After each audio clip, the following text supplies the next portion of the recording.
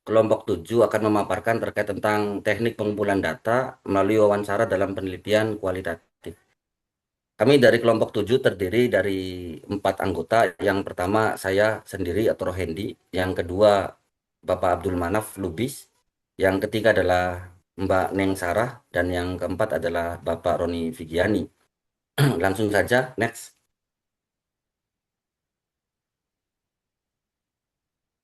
Dalam slide ini kita akan berbicara terkait tentang teknik pengumpulan data melalui wawancara. Adapun yang pertama adalah terkait tentang daftar isi yang akan kita bahas. Ada beberapa item.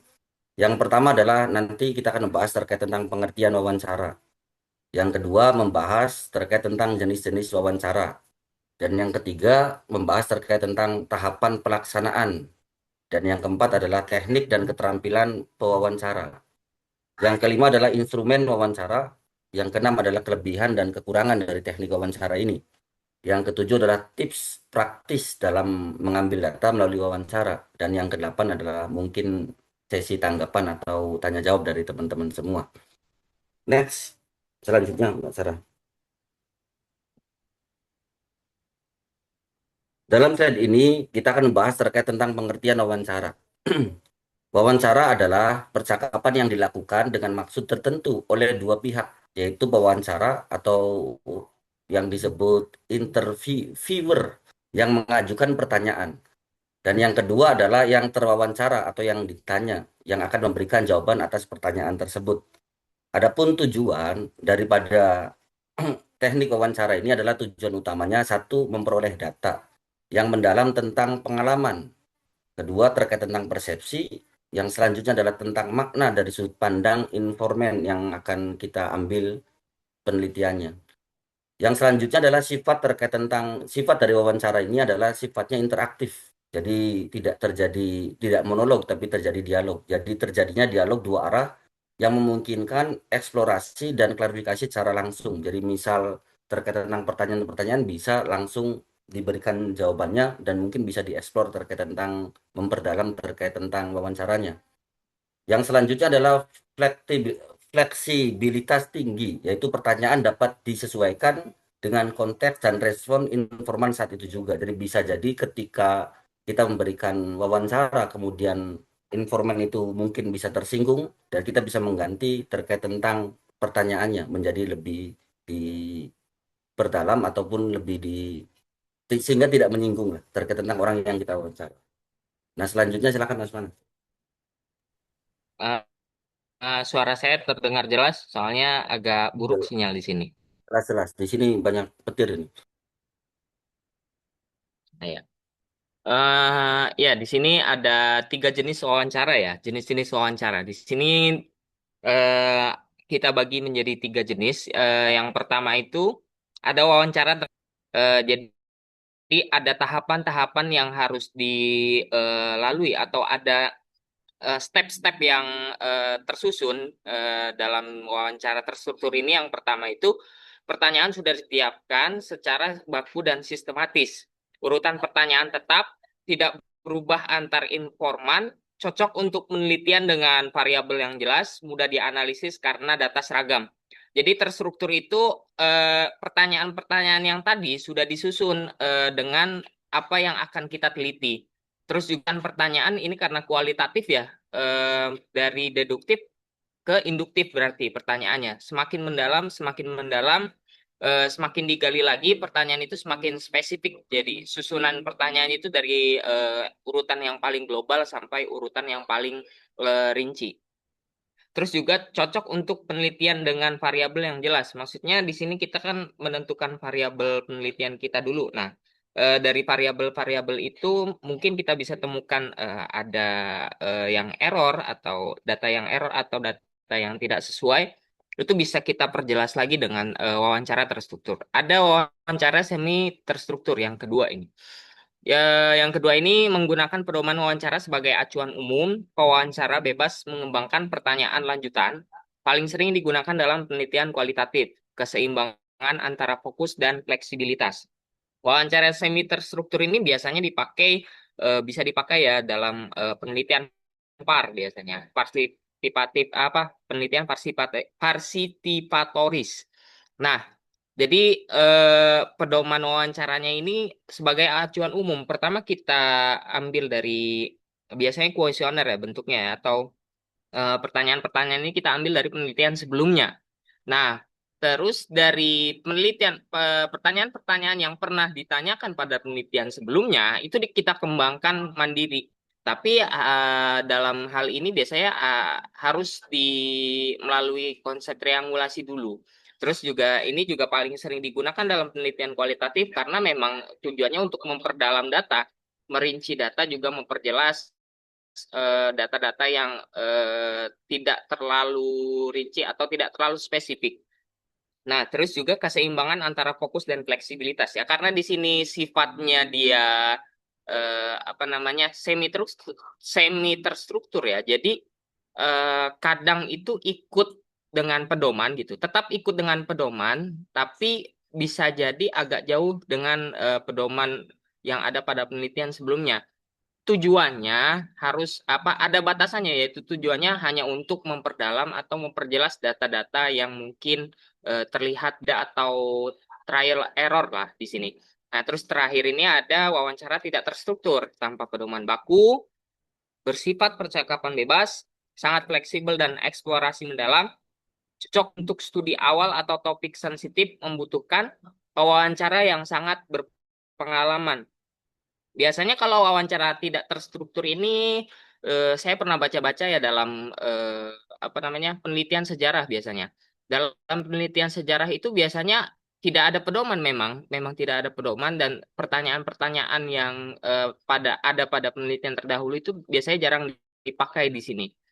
Karena dalam penelitian sejarah itu kita bisa ada dua, bisa kita meneliti tentang sosialnya, kita tentang budayanya, juga kita bisa meneliti tentang ekonomi sosial ataupun eh, politik politik sosial pada zaman dulu. Ini biasanya dipakai dalam apa namanya penelitian sejarah ya. Terus sangat fleksibel dan eksplorasi mendalam ya. Memang tujuannya untuk apa namanya menghilangkan bias-bias yang ada pada peneliti sendiri, juga bias-bias di antara eh, terwawancara yang banyak kita, atau apa namanya bahasanya ya, hmm,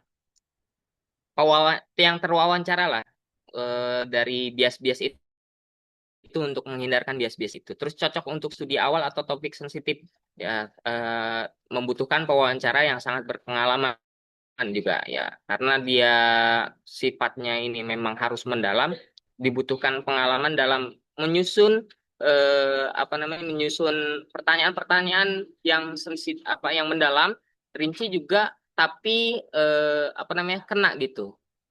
Ya lanjut Pak Hendy. Siapa? Mbak Mercy ya, Kak? Yang ini. Wawancara. Oke, tahapan.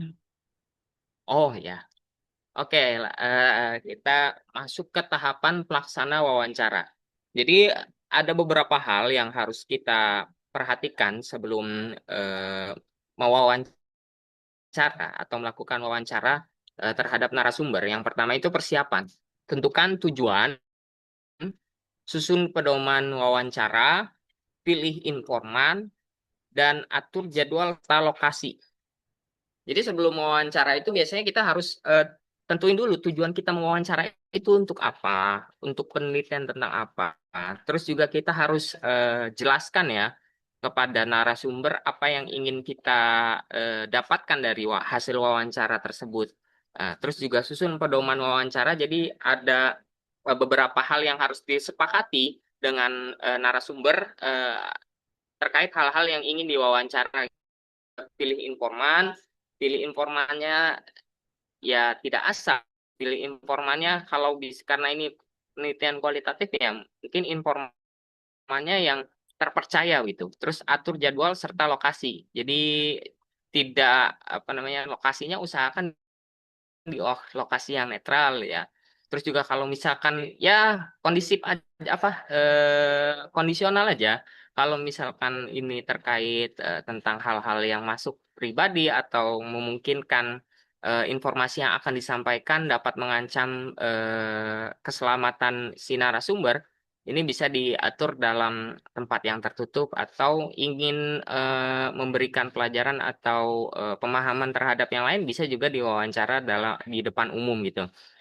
Terus yang kedua itu pembukaan, bangun raport, jelaskan tujuan penelitian, minta persetujuan, informed consent, dan ciptakan suasana nyaman. Yang pertama itu bangun raport dan jelaskan tujuan penelitian. Jadi kita jabarkan dulu ya tujuan penelitian kita, impact atau pengaruh terhadap objek yang kita teliti gitu. Terus juga pengaruh terhadap hasil dari penelitian ini pada informan, terus juga hasil dari penelitian kita terhadap gitu. Terus yang ketiga ini juga minta persetujuan dulu dari narasumber atau tetua ataupun pemimpin setempat.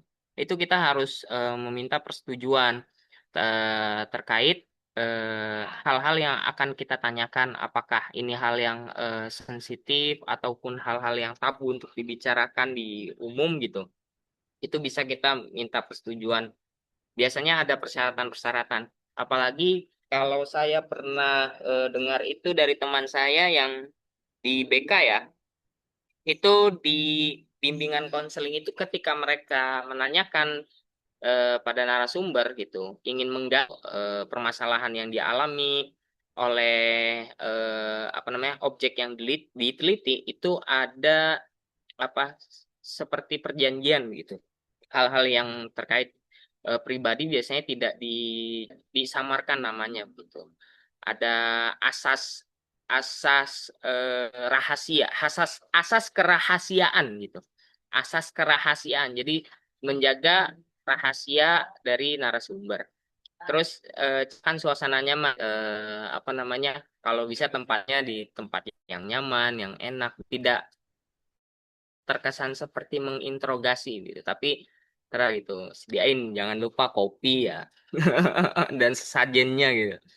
Yang ketiga pelaksanaan, ajukan pertanyaan sesuai pedoman.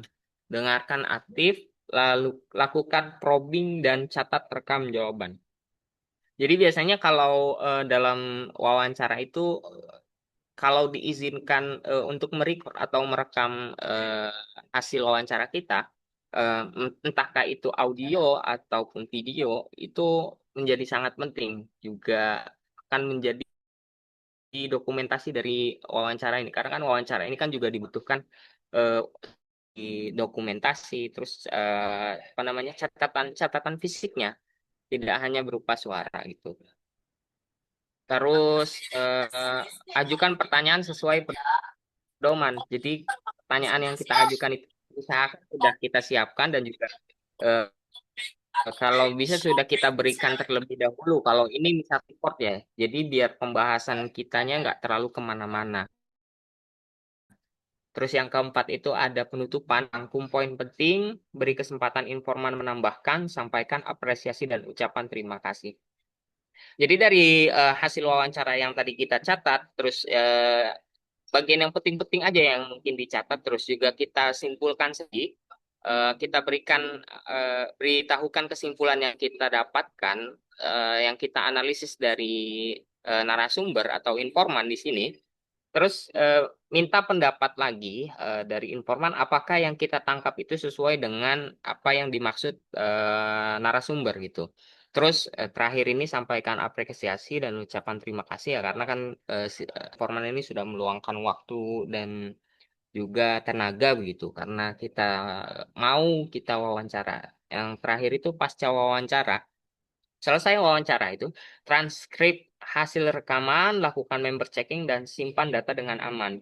Transkrip hasil rekaman itu maksudnya rekamannya itu eh, di dibentuk, di huruf, dibuat catatan gitu. Lakukan member checking, jadi saat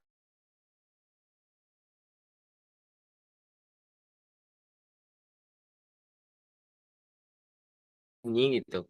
Dan simpan data dengan aman. Ini yang paling penting. Lanjut.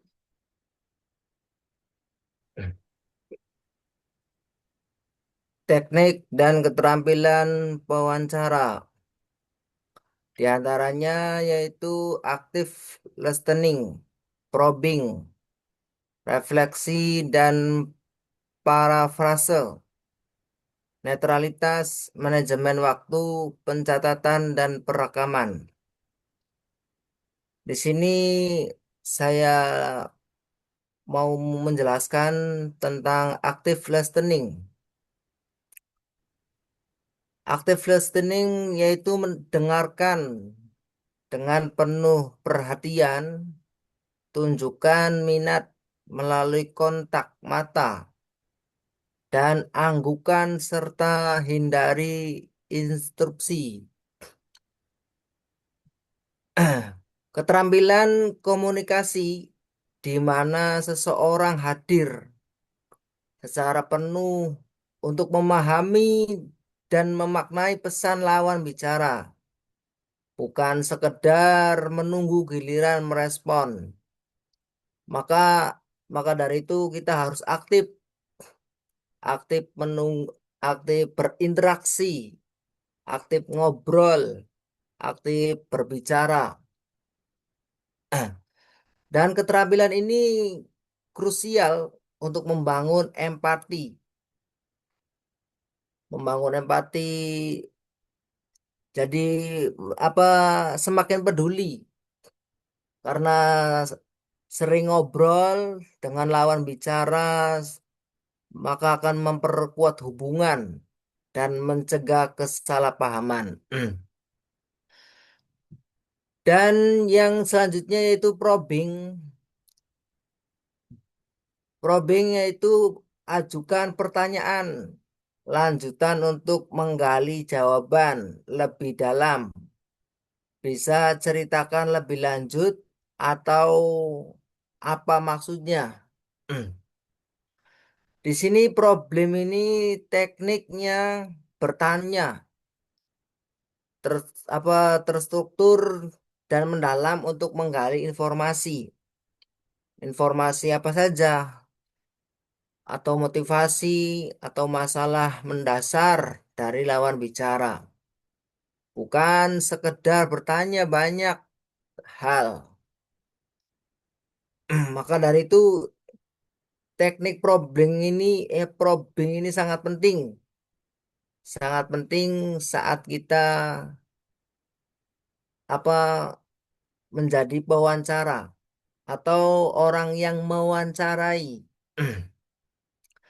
Refleksi. Selanjutnya refleksi dan parafase. Ulangi inti jawaban informan dengan kata-kata sendiri untuk memastikan pemahaman yang tepat. Refleksi dan parafrase ini adalah teknik komunikasi verbal yang krusial untuk menunjukkan pemahaman dan validasi dalam konseling. Parafrase berfokus menyederhanakan isi pesan dengan kata-kata sendiri tanpa mengubah. Sedangkan refleksi berfokus mengungkapkan kembali emosi atau perasaan di balik kata-kata tersebut. Yang selanjutnya yaitu netralitas. Hindari menunjukkan reaksi setuju atau tidak setuju.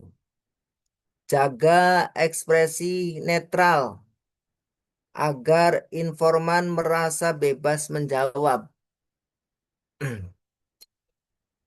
Sikap netralitas atau keadaan yang tidak memihak, memihak kemanapun atau bebas lah ininya bebas atau objektif dalam menyikapi suatu konflik, isu atau kontestasi. Ya misalnya apa sebentar lagi kan akan ada pilwu. Maka biasanya itu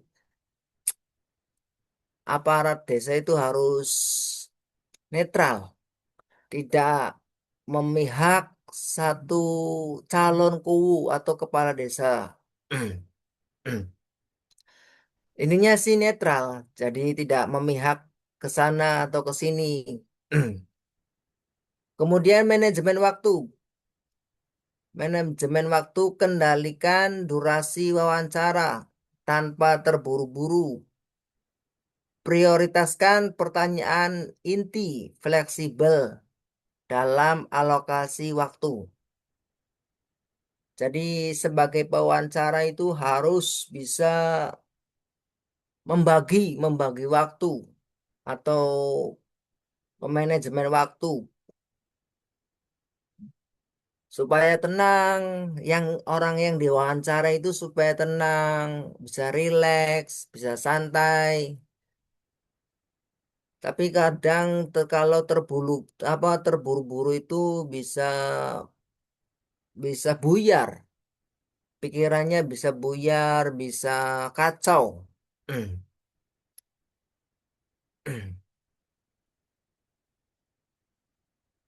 Kemudian pencatatan dan perekaman. Gunakan alat rekam dengan izin informan.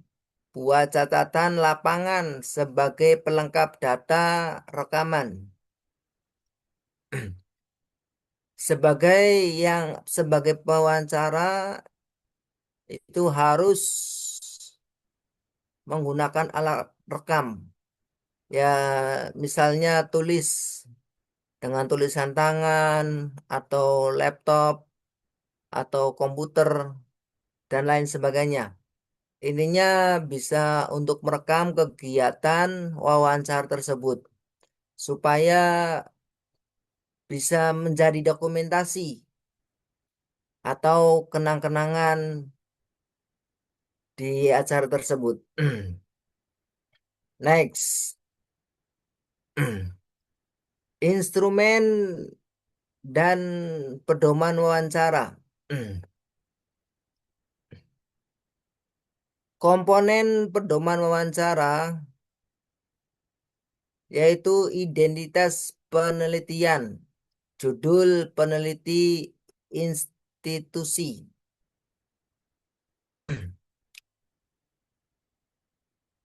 Identitas penelitian itu harus ada judul peneliti dan institusi. Ini harus komplit. Jadi apa ya? Judulnya peneliti itu identitasnya tanggal apa namanya siapa, tempat tanggal lahirnya di mana, sekolahnya di mana gitu. Itu apa identitas penelitian, judul atau peneliti institusi. Data identitas informan. Data juga penting. Identitas sebagai apa sebagai pelengkap, sebagai pengenal, sebagai pengenal supaya banyak orang yang kenal. Kalau tidak kenal maka tak sayang, katanya begitu. Tujuan wawancara yang jelas. Jadi wawancara itu harus jelas tujuannya untuk apa. Misalnya untuk kerja, ya wawancara tentang kerjaan. Tujuannya harus ke arah kerjaan. Daftar pertanyaan pokok pengembangan. Jadi ada pertanyaan, session pertanyaan. Dikasih pertanyaan tentang apa atau apa gitu. Kolom catatan pewan- pewawancara. Jadi ada kolom pencatatan wawancara. Lembar persetujuan, informed consent. Jadi ada setelah wawancara selesai, biasanya itu ada selembar kertas untuk menyetujui. Ya misalkan menyetujui kontrak, tantangan di atas materai. Nah, itu sebagai bukti lembar persetujuan. Gunakan pertanyaan terbuka, open-ended, yang dimulai dengan bagaimana atau mengapa. Nah, sebagai pewawancara ini harus mempertanyakan atau bertanya kepada orang yang diwawancara, yaitu dimulai dengan bagaimana, bagaimana keadaannya, bagaimana kabarnya. Seperti waktu saya diwawancara di masuk di PT nih. Gimana kabarnya Pak? Mengapa kerja di sini? Mengapa ada niat kerja di sini?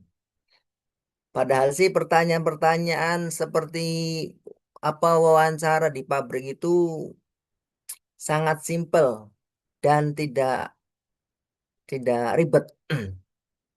Hindari pertanyaan yang mengarahkan leading question. Jadi tidak boleh mengarahkan pertanyaan tentang leading question. Leading question itu apa ya?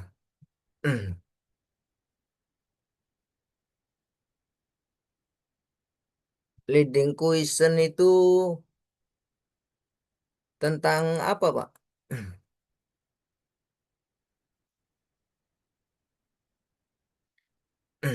Jadi leading question itu jenis pertanyaan yang dibingkai dengan rupa untuk menggiring atau mendorong mengarahkan responden agar memberikan jawaban tertentu. Jadi tidak boleh atau memojokkan pertanyaannya memojokkan atau yang menyinggung perasaan orang yang diwawancarai. Susun dari umum ke spesifik atau funnel technique. Ya disusun. Jadi pertanyaan-pertanyaan apa untuk mengarahkan pertanyaan ke orang yang diwawancara itu harus spesifik, harus urut, harus jelas. Sertakan pertanyaan pembuka yang ringan untuk membangun raport. Ya, misalnya membangun semangat. Gimana kalau kerja di sini? Ya, ininya semangat aja lah, Pak. Uji coba pedoman sebelum digunakan di lapangan. Biasanya setiap calon karyawan itu diuji coba, baik di prakteknya atau di wawancaranya. Di antaranya di misal di yang kerjanya mesin itu langsung dipraktekkan di mesin. Next. Kelebihan dan kekurangan wawancara.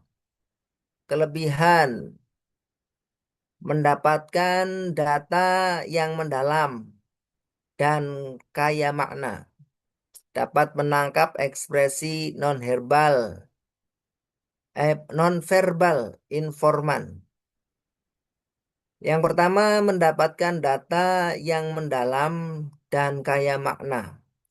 Jadi kelebihan wawancara itu pasti mendapatkan informasi dari orang yang diwawancara. Misal calon karyawan kadang minta tahu alamatnya di mana, rumahnya di mana, anaknya siapa, di apa nomor HP-nya berapa, kadang-kadang seperti itu.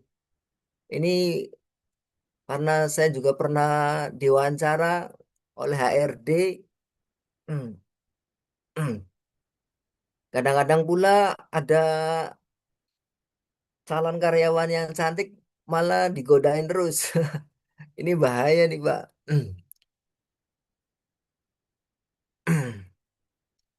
Dan apa yang kedua dapat menangkap ekspresi nonverbal, nonverbal informan, menangkap ekspresi nonverbal itu apa ya?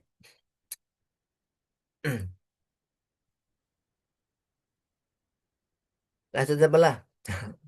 Fleksibel menyesuaikan arah pertanyaan.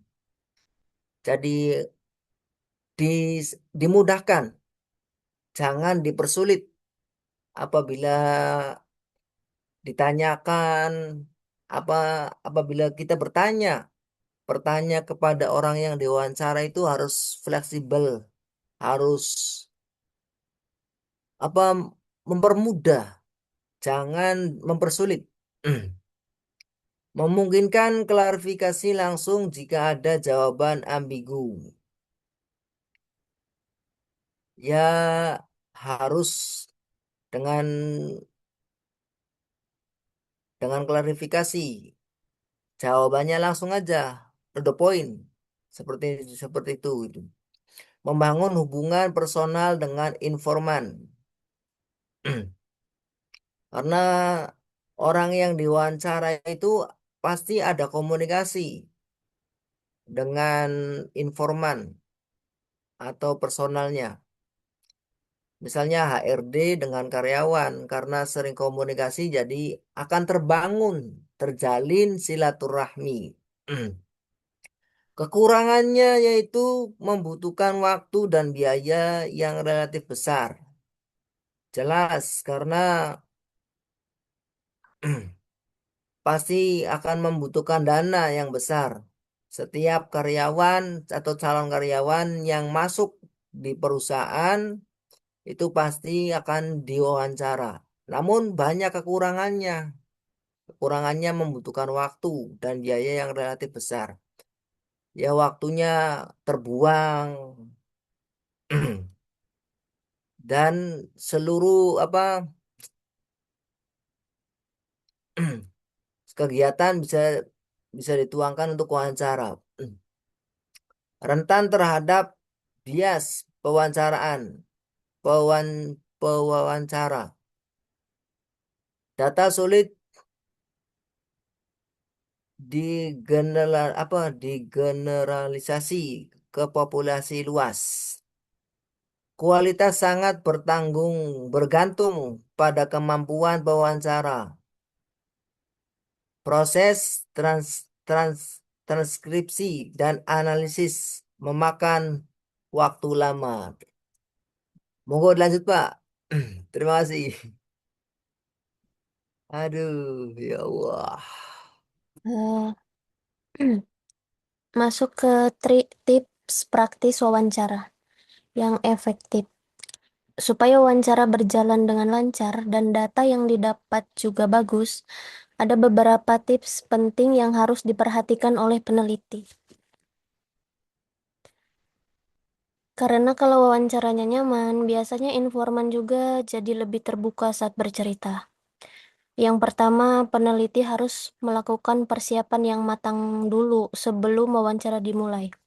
Jadi, peneliti harus memahami topik penelitian, membaca materi yang berkaitan, dan mengetahui sedikit latar belakang informan. Tujuannya supaya peneliti tidak bingung saat bertanya dan pembicaraan bisa berjalan lebih terarah. Yang kedua, peneliti harus menciptakan suasana yang nyaman dan santai. Jangan langsung kasih pertanyaan yang berat. Biasanya peneliti bisa mulai dengan obrolan ringan terlebih dahulu supaya informan merasa lebih tenang dan tidak tegang. Kalau informan sudah nyaman, biasanya jawaban yang diberikan juga lebih jujur dan lebih panjang. Yang ketiga, peneliti harus menjadi pendengar yang baik saat informan bercerita. Peneliti harus fokus mendengarkan dan jangan terlalu sering memotong pembicaraan. Peneliti juga harus memberikan respon kecil seperti mengangguk atau mengatakan iya, supaya informan merasa dihargai dan didengarkan. Yang keempat, kalau menggunakan alat rekam, peneliti harus meminta izin terlebih dahulu kepada informan. Ini penting karena termasuk etika dalam penelitian. Selain itu, peneliti juga harus menjaga kerahasiaan data informan supaya informan merasa aman saat memberikan jawaban. Yang kelima adalah peneliti harus pandai mengatur waktu wawancara. Jangan terlalu lama karena informan bisa merasa lelah atau bosan, tetapi jangan terlalu cepat juga karena data yang diperoleh bisa kurang mendalam. Jadi peneliti harus bisa menyesuaikan situasi dengan baik. Yang terakhir adalah setelah wawancara selesai, peneliti sebaiknya langsung membuat catatan atau mentranskrip hasil wawancara. Karena kalau ditunda terlalu lama akan memungkinkan informasi penting bisa lupa. Selain itu, peneliti juga bisa melakukan triangulasi, yaitu membandingkan hasil wawancara dengan observasi atau dokumentasi supaya data penelitian menjadi valid dan terpercaya. Jadi, dari pembahasan tadi, kita bisa pahami kalau wawancara merupakan salah satu teknik pengumpulan data yang sangat penting dalam penelitian kualitatif. Dengan wawancara, peneliti bisa mendapatkan informasi yang lebih mendalam karena berinteraksi langsung dengan informan. Selain itu, keberhasilan wawancara juga dipengaruhi oleh persiapan, keterampilan komunikasi, dan kemampuan peneliti dalam menciptakan suasana yang nyaman saat proses wawancara berlangsung. Jadi, seorang pewawancara tidak hanya harus pandai bertanya, tetapi juga harus pandai mendengarkan dan memahami informan.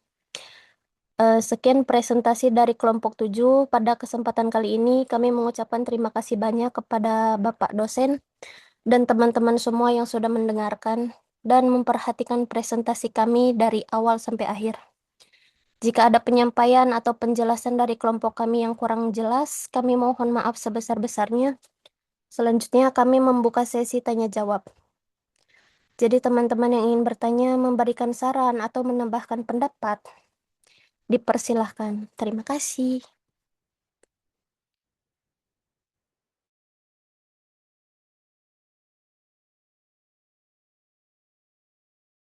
Silakan teman-teman ditanggapi. Ada pertanyaan.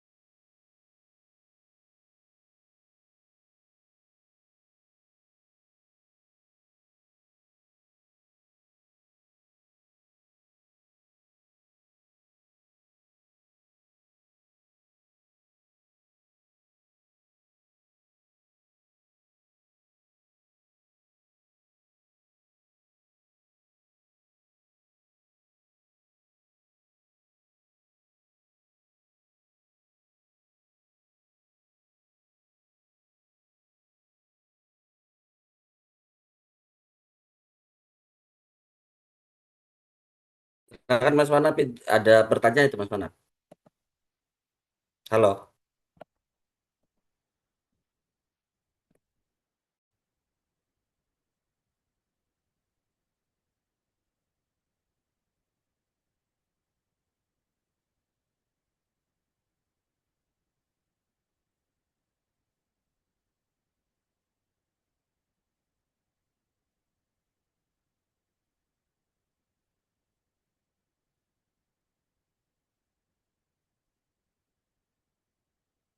Baik, pertama terkait tentang pertanyaan dari Mas Ahmad Bus tadi. Izin bertanya bagaimana kita ketahui bahwa instrumen tersebut sudah pernah digunakan studi sebelumnya dan bagaimana juga kita menghindari kata-kata atau variabel yang ambiguitas dalam operasionalisasi dalam membuat data. Yang pertama izinkan menjawab terkait tentang pertanyaan dari Mas Ahmad Rus tadi, yaitu kita dapat mengetahui bahwa instrumen pernah digunakan dalam penelitian sebelumnya melalui kajian literatur, yang khususnya pada bagian metode penelitian dalam jurnal, atau bisa jadi dari skripsi atau juga bisa juga dari tesis maupun disertasi. Yang biasanya peneliti mencantumkan kan sumber instrumen, terus indikator variabel serta hasil uji validitas dan reliabilitasnya. Dari situ kita dapat melihat apakah instrumen tersebut merupakan instrumen baru atau hasil adaptasi dari penelitian terdahulu. Selain itu, instrumen yang baik umumnya memiliki landasan teori yang jelas dan pernah diuji pada konteks penelitian tertentu. Karena itu peneliti perlu membaca terkait tentang referensi primer yang agar tidak hanya mengambil instrumen, tetapi juga memahami konsep variabel yang terukur. Sedangkan untuk menghindari kata variabel yang ambigu dalam operasionalisasi data, ada beberapa langkah penting. Satu, gunakan definisi operasional yang spesifik, yaitu variabel jangan hanya dijelaskan secara teoritis, tapi harus dijelaskan dalam bentuk yang dapat diukur. Contohnya adalah kenyamanan komunikasi, itu kan terlalu umum ya. Akan lebih jelas jika dijabarkan menjadi perasaan tenang atau perasaan seorang dihargai dan tidak tertekan saat berkomunikasi dengan keluarga. Yang kedua, pecah variabel menjadi indikator yang terukur. Jadi setiap variabel harus memiliki indikator yang konkret dan dapat diamati. Misalnya frekuensi komunikasi, terus lagi kualitas respon, terus lagi tingkat konflik, terus rasa nyaman saat berbicara. Terus yang ketiga, hindari istilah multitafsir agar tidak ambigu ya.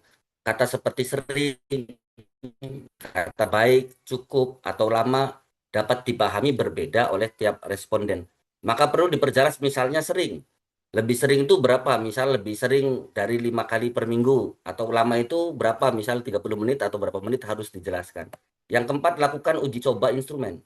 Jadi sebelum kuesioner disebar, lakukan pilot test atau uji coba kepada beberapa responden untuk melihat apakah ada pertanyaan yang membingungkan. Jadi bisa jadi saat sebelum disebar pertanyaannya dilakukan uji coba dulu. Apakah ada pertanyaan yang memang membingungkan untuk dijawab. Yang kelima, gunakan expert judgment atau instrumen dapat dikonsultasikan pada dosen pembimbing atau ahli metodologi agar setiap item benar-benar sesuai dengan variabel yang ingin diukur.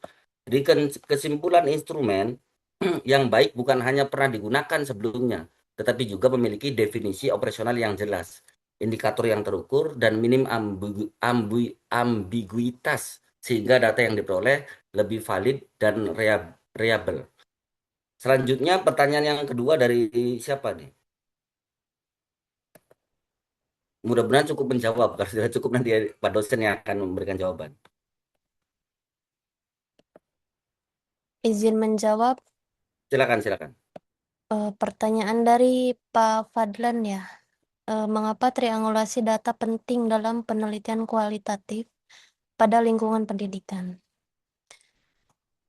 Triangulasi data itu penting dalam penelitian kualitatif di lingkungan pendidikan karena membantu membuat data lebih valid dan terpercaya. Peneliti membandingkan data dari beberapa sumber seperti guru, siswa, observasi, dan dokumentasi agar hasil penelitian tidak hanya berdasarkan satu pendapat saja. Selain itu, triangulasi juga membantu meneliti, memahami masalah pendidikan secara lebih mendalam dan membuat hasil penelitian lebih akurat serta meyakinkan. Kurang lebihnya mungkin Pak dosen akan menambahkan.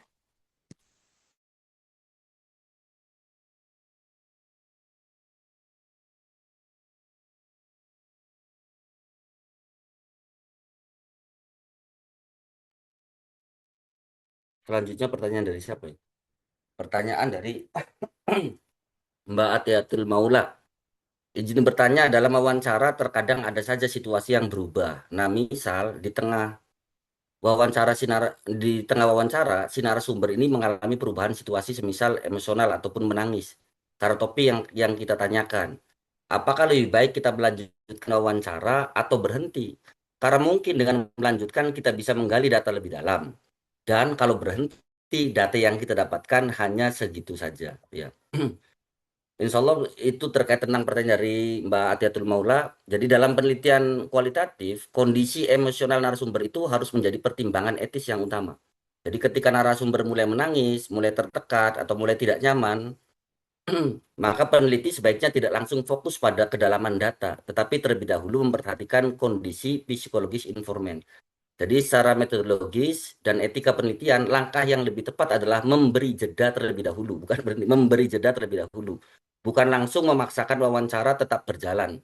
Jadi peneliti dapat menenangkan melalui situasi dan memberi pilihan kepada narasumber, apakah ingin dilanjutkan atau istirahat, atau menghentikan wawancara. Jadi narasumbernya dikasih pertanyaan, apakah masih nyaman untuk bisa melanjutkan wawancara ini, apa perlu istirahat, atau wawancara dihentikan sementara. Karena dalam penelitian, persetujuan narasumber bukan hanya di awal melalui information consent, tetapi juga harus dijaga selama proses wawancara berlangsung. Jadi artinya kenyamanan dan kesediaan informan tetap harus dihormati dari mulai awal sampai berlangsungnya wawancara. Namun situasi juga perlu dilihat secara kontekstual. Ada narasumber yang justru setelah emosional menjadi lebih terbuka, ya, dan ingin melanjutkan cerita. Ya, makanya ditanya, ada setelah menangis atau dalam kondisi tertekan tertentu, tapi ingin terus bercerita. Maka ditanyakan kepada narasumber terkait tentang apakah perlu melanjutkan. Karena bisa jadi setelah narasumber ini, ya kan, emosional, jadi menjadi lebih terbuka dan ingin melanjutkan cerita. Maka dalam kondisi seperti ini, wawancara dapat diteruskan secara hati-hati dengan pendekatan yang empatik, tidak menekan dan tidak mengarahkan jawaban. Sebaliknya, jika narasumber terlihat sangat terganggu, jadi kehilangan kontrol atau kehilangan emosi atau memberikan tanda ingin berhenti, maka wawancara sebaiknya dihentikan atau dijadwalkan ulang. Karena jika dipaksakan, data memang mungkin akan bertambah, ya data bertambah, tetapi secara etis dapat bermasalah dan bahkan mempengaruhi keabsahan data akibat tekanan emosional dari narasumber. Jadi prinsip utamanya adalah keseimbangan antara kedalaman data, etika penelitian. Jadi peneliti yang baik bukan hanya mampu menggali data, tetapi juga mampu menjaga martabat, keamanan, kenyamanan, psikologis narasumber selama penelitian berlangsung. Mungkin seperti itu, Mbak.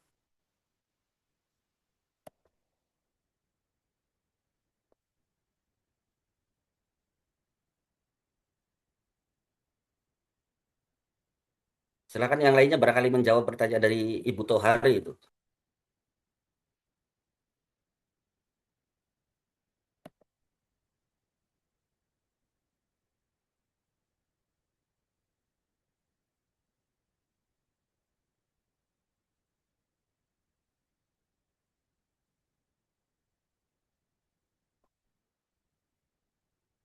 Baik, sekarang pertanyaan dari Ibu Tohari. Izin bertanya, pada slide disebutkan bahwa wawancara dapat menangkap ekspresi nonverbal. Bagaimana cara memastikan interpretasi ekspresi tersebut tidak salah tafsir ya? Ya. Dan pertanyaan kedua, apakah wawancara kerja itu wajib ada? Ini, ini berbeda topik ini sebenarnya ke wawancara kerja karena bisa terkait tentang wawancara penelitian ini.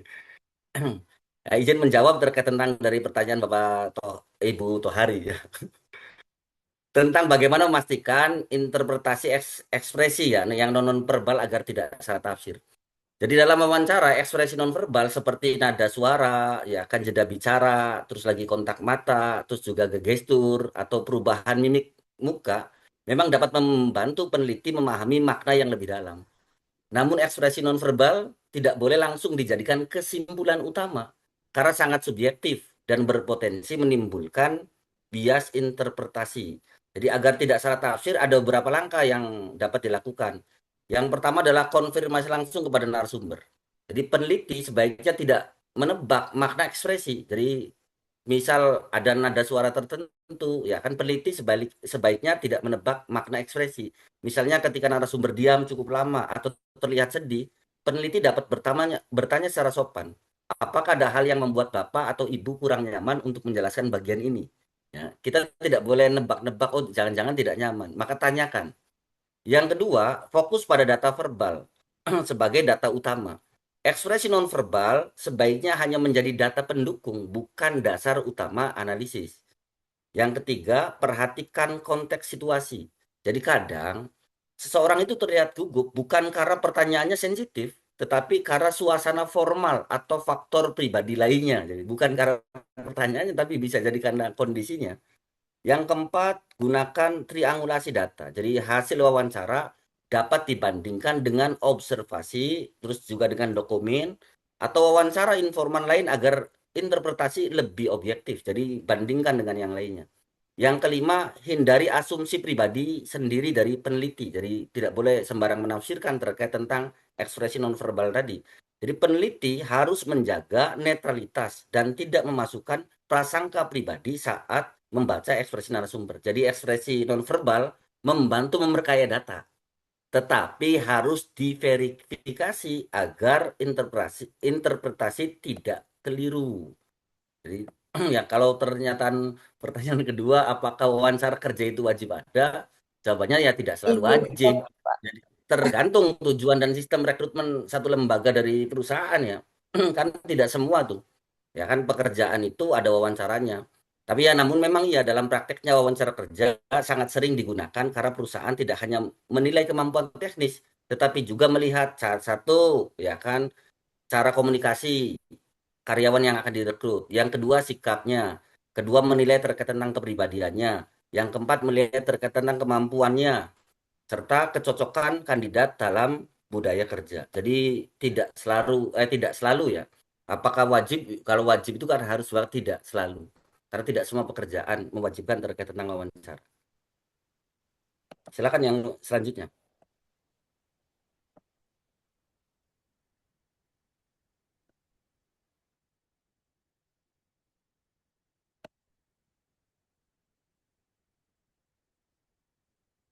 Silakan teman-teman barangkali mau disanggah atau apa silakan.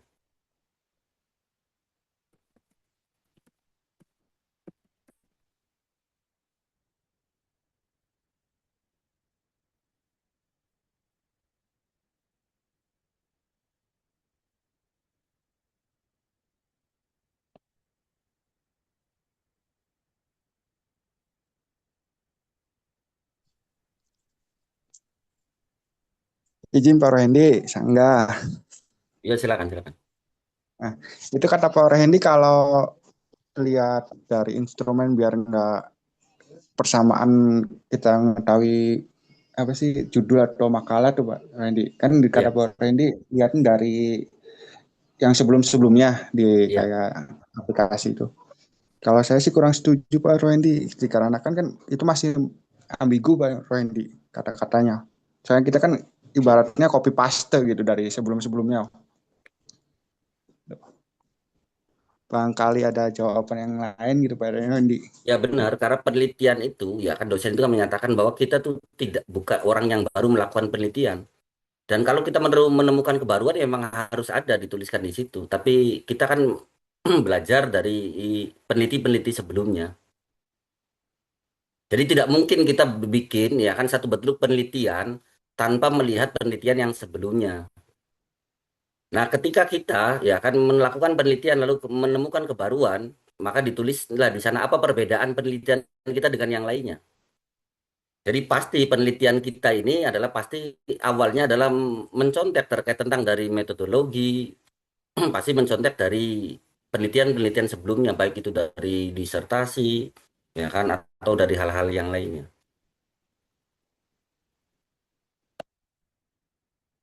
Berarti pada intinya kudu observasi lapangan dulu Pak Randy. Apa begitu Pak Tidak, Randy? sebelum observasi lapangan itu kan kita melakukan satu bentuk penelitian dari penelitian-penelitian sebelumnya. Kemudian baru kan dari metodologi yang kita dapatkan, kita melakukan observasi, ditemukan sesuatu yang baru atau memang sama. Ya, saya juga belum pernah melakukan penelitian masalahnya, jadi ini mah teori saja. Siap, siap, siap.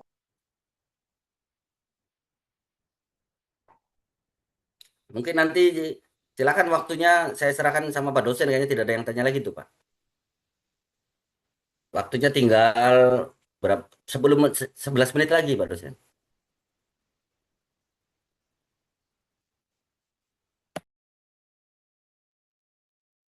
Oke, sudah berarti nih. Ya buka ya. Assalamualaikum warahmatullahi wabarakatuh. Waalaikumsalam warahmatullahi wabarakatuh. Waalaikumsalam warahmatullahi wabarakatuh. Ya, terima kasih. Sorry tidak bisa on cam ya.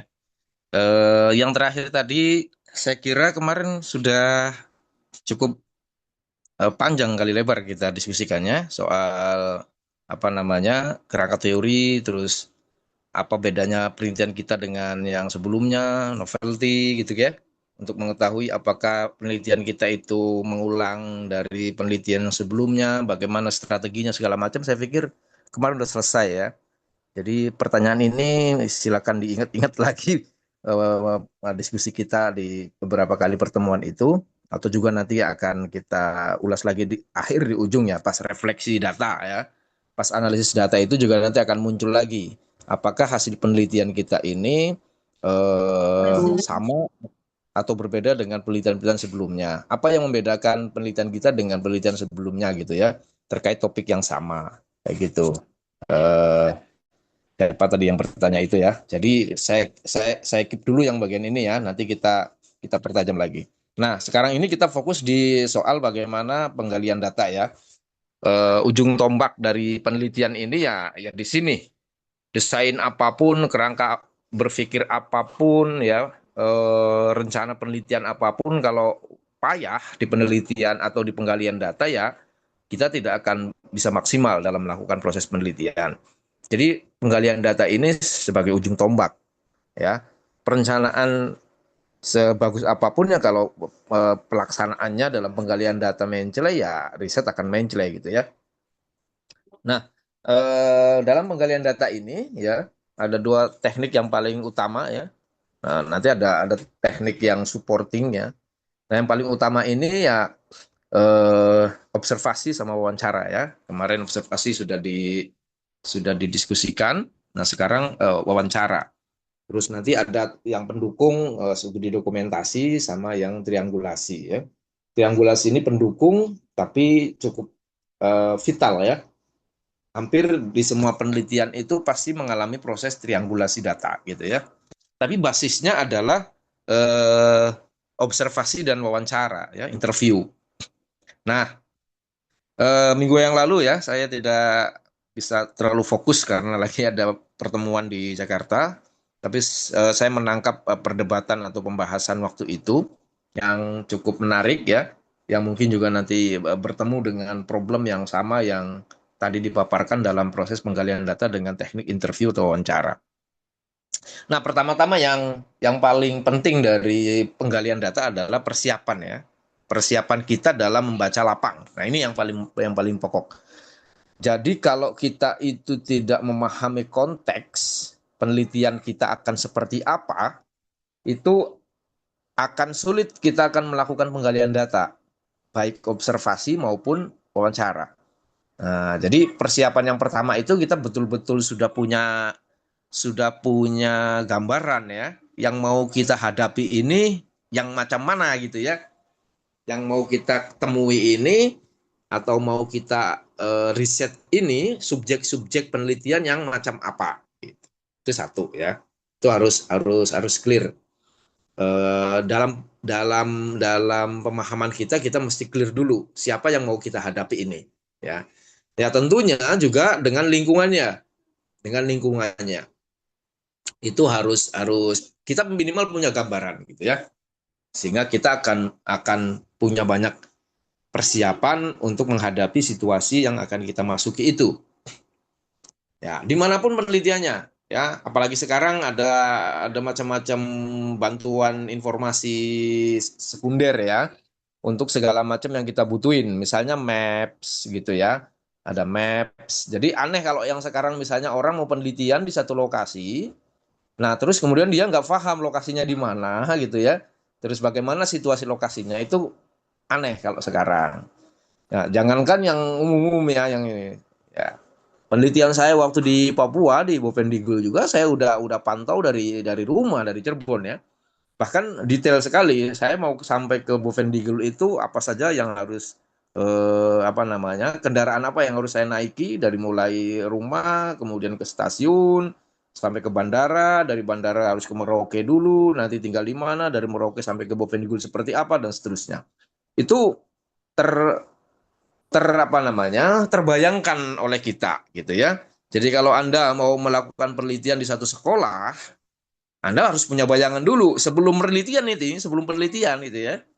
Sebelum proses penggalian data, sebelum observasi, sebelum wawancara, Anda sudah melihat-lihat dari dari data-data sekunder untuk menyiapkan segala macamnya gitu. Ini yang ideal ya, teman-teman ya. Penelitian yang ideal ya seperti ini. Ada persiapan terlebih dahulu. Tentunya ini nanti juga bisa diperdebatkan misalnya. Kalau kita mau grounded ya, saya mengalir aja dah nanti apa yang saya lihat. Nah, ini udah kalau ini untuk yang advance ya, untuk peneliti-peneliti yang senior, peneliti yang udah berpengalaman ya. Ya udah bayangan misalnya ngomong Jambi aja. Oh, besok saya mau penelitian di Jambi.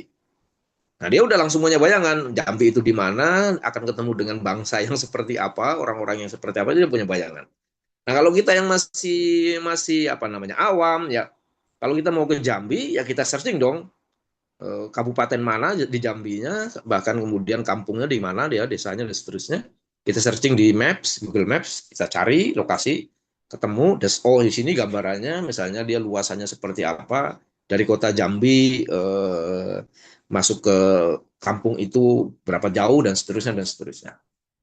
Begitu, ini yang pertama ya teman-teman. Jadi melakukan penggalian data, baik observasi maupun wawancara itu pertama-tama kita hanya harus siap dulu, memahami medan yang mau kita masuki itu yang seperti apa. Oke ya, paham sampai sini ya. Nah, untuk menyiapkan ini bisa alat macam-macam digunakan tadi. Saya bilang Maps, bisa juga dari data-data penelitian sebelumnya kita baca-baca dulu, ada gambaran tentang lokasi itu, tentang orang-orangnya yang mau kita temui, gambaran umum tentunya ya, nggak detail. Nanti justru detailnya kita yang akan kita pertajam, kita kumpulkan sendiri datanya, gitu. Jadi gambaran umumnya sudah ada di dalam otak kita. Oke, sampai sini aman, clear ya. Persiapan riset itu pertama-tama sebelum kita turun lapang itu kita punya gambaran tentang situasi lapang yang akan kita masuki. Oke, aman ya? Ya, aman. Ada pertanyaan selanjutnya nih Pak saya. Ya. Ya ada pertanyaan selanjutnya Pak. Oh ya, Apa masih dijelaskan? Silakan Pak. Ya ya. oke. Ya, kalau nanti bisa nanti ditampung sekalian ya, karena waktunya Siap juga siap. terbatas. Nah, yang kedua terkait dengan topiknya. Jadi kalau yang tadi itu terkait dengan orang dan lingkungan yang akan kita masuki ya, itu tergambar dari proposal ya, dari proposal riset kita itu tergambar. Karena sebelum kita turun lapang ya proposal harus fix. Lagi-lagi mau saya ingatkan, riset turun lapang penggalian data itu bisa dikerjakan kalau proposal sudah fix. Dimulai dari lokasi, subjek yang mau diteliti, ya, termasuk topik, teori, dan seterusnya itu udah clear gitu. Jadi aneh kalau ada orang penelitian kemudian pas ke lokasi dia nggak jelas gitu. Mau ngapain Pak? Mau kemana? Nggak jelas itu ya. Bahkan rencana informannya itu sudah ditentukan. Jadi proposal itu sudah ditulis. Yang mau ditemui itu pihaknya siapa aja. Kalau di sekolah misalnya pihaknya ini itu sudah ditentukan. Jadi ke lapang itu bukan yang asal saja gitu ya, tapi sudah punya bayangan yang mau ditemui. Nah, kemudian yang kedua adalah sesuai dengan topiknya. Topik riset kita itu apa? Nah, teman-teman memahami topik yang akan diteliti ini nanti akan bisa membaca atau membayangkan sendiri. Ini eskalasinya seperti apa misalnya ya. Kalau kalau eskalasinya apa namanya pada tingkatan konflik, kita akan masuk ke wilayah konflik, ya maka strateginya akan berbeda dengan yang misalnya tidak di wilayah konflik. Dari topik itu kita sudah bisa merasakan ya, ini akan eskalasinya seperti apa di lapang gitu. Misalnya tadi yang saya ceritakan penelitian saya di Papua ya, di Bovendigul, yang mau saya hadapi adalah kelompok-kelompok yang menolak ada perkebunan sawit di Papua gitu. Ada suku Auyu namanya yang nah ini kalau yang udah pernah nonton film Pesta Babi pasti tahu cerita ini. Karena itu cerita dari riset saya tahun 2018. lalu difilmkan menjadi film Pesta Babi ini. Ada yang tahu film Pesta Babi? Lagi ramai ini. Nah itu Belum lihat Pak, cuma di fakultas mulai di nonton nobar ya Pak ya. ya kemarin di ISIF di Ya ISIP apa ada namanya itu. Ya. juga habis nonton. Kemarin juga saya dari Majalengka habis ngisi acara juga Pesta Babi ya, nobar Pesta Babi di kawan-kawan Universitas Majalengka di Unma. Saya habis jadi narasumber di sana. Nah, film Pesta Babi ini awalnya memang dari penelitian yang saya lakukan bersama kawan-kawan Greenpeace tahun 2018 ya, terkait ekspansi perkebunan sawit di Bovendigul dan Merauke. Yang disebutkan suku-sukunya ya saya tahu semua, ada Auyu, Yenan, Marin gitu ya di Merauke. Suku-suku yang besar sekali di Bovendigul ada suku Auyu. Nah, waktu itu saya mau 2018 saya mau ke sana, saya diajak sama kawan-kawan Greenpeace, sudah dijelaskan bahwa di sana ada konflik hebat tentang perebutan ruang hidup ya, bukan perebutan, perampasan ruang hidup oleh suatu perusahaan besar namanya Korindo. Nah, di PT Sawit juga di Pesta Babi juga disebut perusahaan besar ini dari Korea itu yang merampas tanah-tanah adat milik suku Auyu. Itu sudah jelas. Jadi dari mulai desain penelitian itu kita sudah tahu bahwa yang mau saya masuki, yang mau kita masuki adalah areal yang sedang berkonflik dan konfliknya bukan konflik yang kecil gitu ya, tapi konflik besar yang melibatkan banyak pihak karena urusannya dengan urusan besar. So dari sebelum berangkat ke Papua saya sudah menyiapkan diri, saya akan ketemu dengan orang-orang yang seperti itu ya, dan situasi konflik gitu.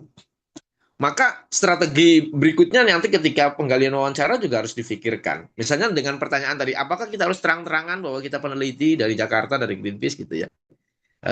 Kemarin ada diskusi itu ya, menarik ya, tentang observasi terlibat ya. Kalau kita bilang ke guru, kalau kita ini peneliti, sedang penelitian di kelas, apakah itu lebih efektif atau mendingan kita nggak usah ngomong. Kita perhatikan secara sembunyi-sembunyi gitu kan. Pak, jangan ngomong saya peneliti. Biar siswanya itu lebih rileks, siswanya lebih natural gitu ya. Kalau nanti ada peneliti, jadi dibuat-buat kan misalnya dan seterusnya. Nah ini strategi seperti ini memang paling mendasar lah ya Bapak Ibu sekalian.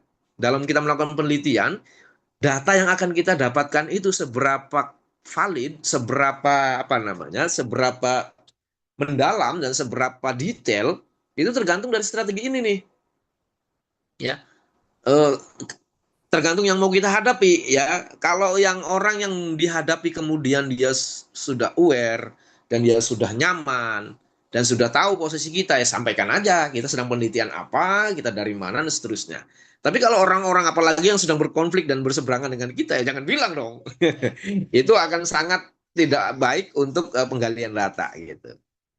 Ini strategi ini benar-benar dikembalikan ke insting ya, naluri dari masing-masing peneliti untuk memilih apakah kemudian strategi memasuki lapang ya itu harus dengan cara terang-terangan atau semi terang-terangan gitu atau sembunyi-sembunyi dalam artian tidak usah disampaikan kan itu akan terkait dengan bagaimana proses kita menggali data. Saya sedikit cerita ini kawan saya, cerita kawan saya, dia penelitian di pondok pesantren apa namanya di Solo itu yang punya Abu Bakar Ba'asyir ya. Dulu ada yang kenal Abu Bakar Ba'asyir? Yang pondok pesantren yang apa namanya Grupi, sebagai grupi. Ya gudang tahu tapi nggak kenal Pak. Kenal dari TV. ya peneliti TV ya, gudangnya Ya para grupi. teroris ya, Samudra, Amrozi itu Ya, murid-muridnya dari Abu Bakar Ba'asyir. Bom bunuh diri yang di Wali, JW Marriott dan seterusnya dulu yang rame banget ya. ya Yang JI. bom-bom itu ya. Nah itu gembong utamanya itu di Solo dan itu dari pondoknya Abu Bakar Ba'asyir. Ada banyak pondok-pondok yang diidentifikasi oleh BIN gitu ya, oleh intelijen sebagai sarangnya teroris gitu waktu zaman itu ya. Nah ceritanya saya dengan kawan saya ini mewakili UI waktu itu riset untuk dengan UI ya, risetnya tentang kebebasan beragama ya, tentang toleransi beragama dan seterusnya. Nah salah satu tempat risetnya itu di pondoknya Abu Bakar Ba'asyir. Nah, kawan saya, dia dengan cara yang formal pertama kan, masuk, ya dia resmi bawa surat dari UI gitu ya. Kami, dan itu kerjasama dengan Kementerian Agama. Kementerian Agama Pusat loh ya. Kementerian Agama Pusat meng-hire UI, minta UI untuk melakukan riset, dan risetnya adalah kami. Nah, kemudian datanglah ke sana dia bawa surat resmi dari Kementerian Agama, dari UI gitu. Ditolak mentah-mentah. Enggak, Anda itu tidak bersama kami, Anda itu berseberangan dengan kami. Jadi itu udah resmi banget. Oh, ini atas nama negara ibaratnya ya. Ini kita ini periset yang apa namanya resmi dari negara bahwa surat segala macam ditolak, nggak bisa. Nggak, pokoknya Anda nggak bisa masuk pondok kami. Surat apapun yang Anda bawa nggak bisa. Pusing kan dia, waktunya cuma 10 hari. Waduh, gimana ya konsultasi ngobrol dengan kita ya. Ini gimana ini? Gua belum bisa masuk ini, nggak boleh nih sama pondoknya. Lu makanya bawa formal. Mau masuk sarangnya teroris bawa formal, gue bilang. Jangan gitu dong caranya gitu. Nah, akhirnya dia pikir gitu kan, lu cari jalan dari pintu lain. Nah, dia ternyata punya satu kawan yang bisa menghubungkan ke salah satu ustadz di pondok itu. Stop, lu jangan bawa-bawa UI, lu jangan bawa-bawa Kementerian Agama. Lu bilang periset aja, lu untuk studi dan seterusnya. Gitu. Ya memang lagi buat studi gitu ya, tapi kepentingannya untuk apa nggak perlu diceritakan. Tapi bahwa lu sedang mengkaji tentang toleransi agama dan seterusnya. Dan lu pakai teman lu itu untuk bisa masuk. Nah, barulah dia masuk tuh. Ketin temennya ngobrol, aku lagi studi gini dan seterusnya. Saya pengen ketemu dengan tokoh-tokoh yang ada di dalam termasuk Abu Bakar Ba'asyir dan seterusnya. Ya, supaya kehidupan beragama kita lebih baik dan seterusnya gitu lah ya kira-kira. Bisa itu cuy. Masuklah dia gitu kan.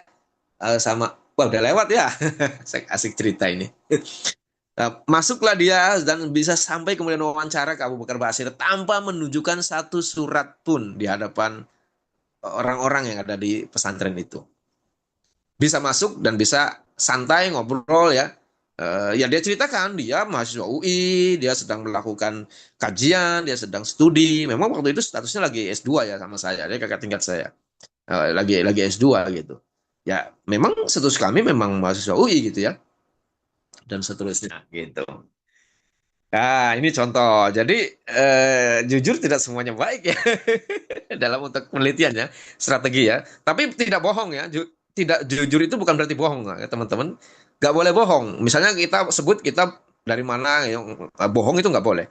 Tapi kita tidak jujur, artinya ya dia kan nggak jujur ya, dia nggak ngomong tujuannya, tapi dia benar bahwa saya mahasiswa UI, saya sedang melakukan penelitian tentang toleransi agama, saya tertarik pengen ngobrol dengan Abu Bakar Ba'asyir dan lain-lain dan seterusnya. Cuman dia nggak ngomong, dia sedang riset dari lembaga penelitiannya UI dan Kementerian Agama, seperti yang awal dia lakukan di awal itu, gitu. Jadi bohong tidak boleh ya, gitu ya. Ingat nih, yang harus ini soal etika ya teman-teman, soal etika. Jadi penelitian itu dalam melakukan strategi kita memasuki lapang, ya kita jangan bohong, nggak boleh bohong ya. Identitas kita harus disampaikan dan kita nggak boleh memanipulasi. Kalau itu terjadi, maka data kita akan runtuh semua. Yang Anda lakukan itu tidak sesuai dengan etika penelitian. Etika riset itu nggak boleh bohong. Tapi kalau kita nggak sampaikan semua identitas kita, ya itu kan hak kita ya. Kalau nggak ditanya, kita nggak perlu ngomong kan? Gitu loh teman-teman ya. Waktu saya di Papua ya begitu, saya juga sama. Saya nggak perlu kayak nggak ceritakan bahkan ke para romo-romo di situ ya, karena waktu itu saya masuk melalui Keuskupan Agung Merauke, ketemu dengan para romo dan seterusnya. Ya saya nggak perlu ceritakan ya, saya juga nggak tahu apakah dia tahu kalau saya ini peneliti dari Greenpeace atau enggak gitu. Tapi ya kami akrab karena dengan apa namanya faktor kedekatan pertemanan ya. Ada kawan kita yang dekat dengan para pastor itu, dengan para pendeta. Pastor karena Katolik ya. Kalau pendeta itu Protestan atau Kristen. Nah, ketemulah dengan para pastor ini ngobrol santai gitu ya. Dan saya nggak perlu cerita ke beliau-beliau ini kalau saya peneliti dari Greenpeace dan seterusnya dari Jakarta. Ya kita ngobrol saja gitu. Ya, tapi kemudian ketika saya ketemu dengan orang-orang kampung di pedalaman Papua, ada namanya Robert, itu Robert anaknya kepala marga di kampung yang saya teliti namanya Kampung Anggai. Hubungan saya sudah sangat dekat dan seterusnya. Ya saya ceritakan semua. Pengalaman saya kuliah, pengalaman saya belajar, saya ini sedang riset sama Greenpeace, tujuan saya untuk apa, karena untuk melawan sawit dan seterusnya. Saya terbuka semua sama si Robert ini. Saya ceritakan semua identitas saya dan apa tujuan saya riset ke situ dan tentunya saya pengen membantu marganya dia yang untuk menjaga hutan yang tidak digusur oleh perusahaan sawit gitu ya. Dan saya ajak dia juga untuk bergerak. Ayo Bung, ayo Kak, ikut bersama kita untuk melakukan perlawanan. Mungkin sekarang marganya kakak sedang ditindas oleh perusahaan sawit, tapi ke depan kita akan terus melawan dan seterusnya. Ya dia sangat senang. Dan semua identitas saya buka kepada dia. Saya nyatakan seluruhnya kepada dia. Ini informan yang benar-benar kunci ya. Dan selain kepada Robert, saya juga nggak cerita kepada yang lain. Karena Robert inilah yang saya anggap sebagai tokoh pemuda adat di Papua yang punya dedikasi dan integritas yang tinggi untuk menjaga hutan adatnya dia, dan dia berani melawan perusahaan sawit ya. Jadi di kampung itu ada 8 marga, semuanya saudaranya Robert tuh pastinya. Karena satu suku Auyu. Nah, tapi di kampung itu ada 8 marga, ada 8 bin keturunan gitu lah ya. Nah, yang 4 itu sudah pro sawit, mendukung sawit, yang 4 kemudian masih menolak. Salah satunya adalah marganya Robert. Hamniagi, saya masih ingat nama-nama marganya Hamniagi, sukunya Auyu. Nah, itu bapaknya Robert sebagai kepala marga di situ, dan dia bersama bapaknya eh, apa melakukan perlawanan. Nah, termasuk soal apa namanya? Soal tadi ya, apakah kita melihat situasi, apakah wawancara bisa dilakukan atau enggak? Nah, ini saya juga punya cerita ini juga terkait dengan salib salib merah yang ada di film Pesta Babi ya. Jadi saat itu saya pengen wawancara ke bapaknya Robert ya, ke kepala marga.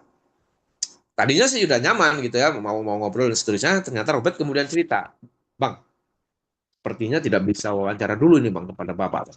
Tuh, kenapa Kak Robert? Bapak kemarin habis memasang salib merah di hutan kami bersama marga. Oh, nah terus itu baru pertama kali saya dengar ada salib merah itu. Saya baru tahu. Dan itu baru sedikit. Nah, konon sekarang udah 1.800 salib merah yang tertancap di seantero Papua, Papua Selatan, Barat Daya, dan seterusnya. Tadinya cuma sedikit. Dan saya ketemu dengan Robert ini baru beberapa puluh saja, gerakannya masih sedikit. Karena 2018 ya, berarti hampir 7 tahun yang lalu berarti kan. Ya 6-7 tahun yang lalu saya riset di Papua. Oh begitu saya bilang. Emang salib merah ini apa Kak Robert? Nah dia ceritalah, salib merah ini simbol perlawanan kami Kak.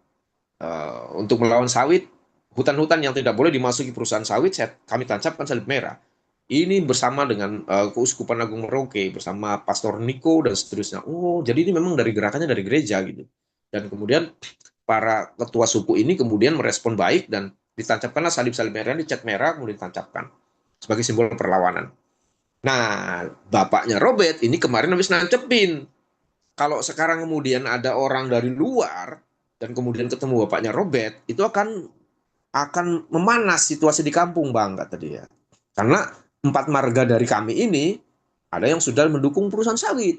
Jadi kalau abang nanti ketemu dengan bapak saya, ini akan bikin ribut nanti di kampung. Oh begitu ya Bang ya? Wah iya kalau begitu nggak boleh Bang, jangan Bang. Ya udah saya juga paham. Oke, ya udah nggak apa-apa. Saya nggak ketemu dengan bapaknya Kak Robert nggak apa-apa.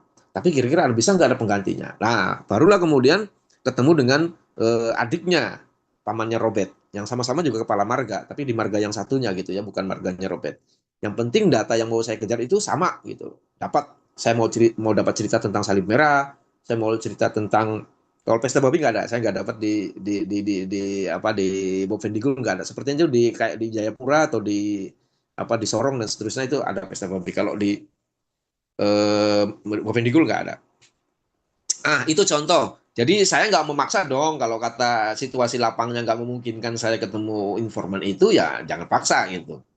Ya konsekuensinya data yang akan didapatkan akan bergeser. Mungkin kalau ngobrolnya dengan bapaknya Robert akan berbeda gitu ya. Tapi ya itulah konsekuensinya. Di situasi lapang yang sedang konflik ya kita harus bisa menyesuaikan. Kalau memaksa itu akan berdampak buruk kepada si informan itu. Wah, sudah lewat banyak ya. Aduh, maaf, saya terhanyut cerita. Ya, udah cerita tuh saya sudah Aman Pak, kemana-mana. aman. Ya, baik. Mungkin itu dulu ya. Tentunya masih banyak sekali yang bisa saya ceritakan kepada Iya, teman-teman. Bagaimana pengalaman-pengalaman lapang saya.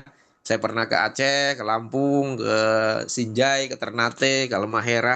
Udah keliling Indonesia saya. Ketemu dengan berbagai macam orang, dengan berbagai macam situasi. Ya, Papua itu ya situasi yang paling menegangkan menurut saya dari sepanjang pengalaman riset saya.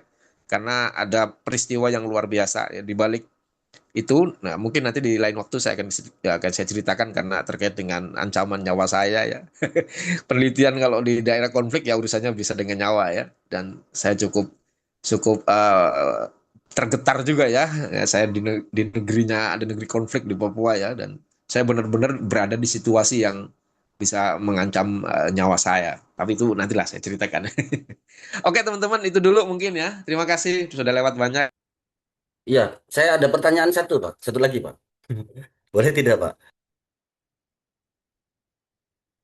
Halo.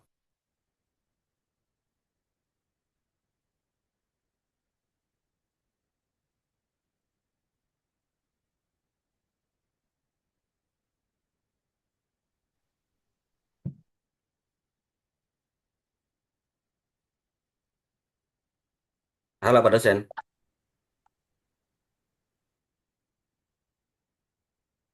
Ya, sudah cukup, teman-teman. Kita akhiri saja. Wassalamualaikum warahmatullahi wabarakatuh. Waalaikumsalam.